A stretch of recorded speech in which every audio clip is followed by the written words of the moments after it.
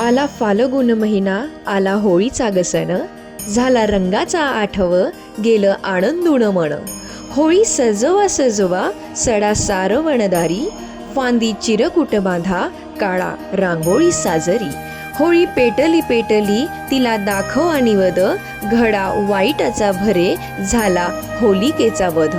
तिला निवेद तो काय, गोड पुरणाची पोळी, एक भाजला नारळ, ओंबी गव्हाळी गव्हाळी. आता जळेल गारवा, ऊन डोक्यावर येई, आना शिव्या शाप ओटी, पोट मोकळते होई.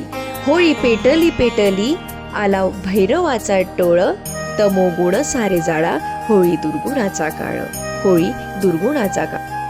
असाच लोकांना आनंद देणारा, उत्साह देणारा आणि लोकांना एकत्रित आणणारा सण म्हणजेच होळी. भारत हा संस्कृतीप्रधान देश आहे. भारतीय संस्कृतीत सणांना विशेष महत्त्व आहे. या सणांपैकी होळी हा एक महत्त्वाचा सण आहे. नेपाळी लोक हा सण मोठ्या आनंदाने साजरा करतात. फाल्गुन पौर्णिमेला येणारा पंचमपर्यंत 2 दिवस ते 5 दिवस साजरा केला जाणारा हा होळीचा सण. तसेच हिरण्यकश्यप आणि प्रल्हाद तसेच होलिका यांची देखील आठवण करून देणारा अत्यंत महत्त्वाचा सण म्हणजेच होळी. या होळी दहनामध्ये मनुष्याला आपल्या मनातील वाईट विचारांना होळीप्रमाणे आगीत जाळून राख करावी या गोष्टीची प्रतीक आहेत. त्यामुळे आपले मन निर्मळ व्हावे अशी अपेक्षा असते.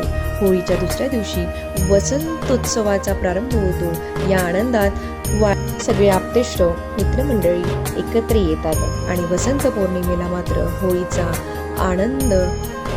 खूप आनंद लुटला जातो.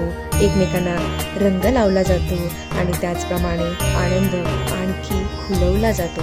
सगळ्या मैत्रिणी सगळे मित्र एकत्र येतात आणि रंगपंचमी आणि होळीचा सण मोठ्या आनंदाने साजरा करतात. कशी वाटली ही माहिती मला नक्कीच कमेंट करून आवर्जून सांगा आणि तुम्हा सगळ्यांना होळीच्या आणि रंगपंचमीच्या शिंदे कुटुंबियाकडून खूप खूप मनापासून शुभेच्छा.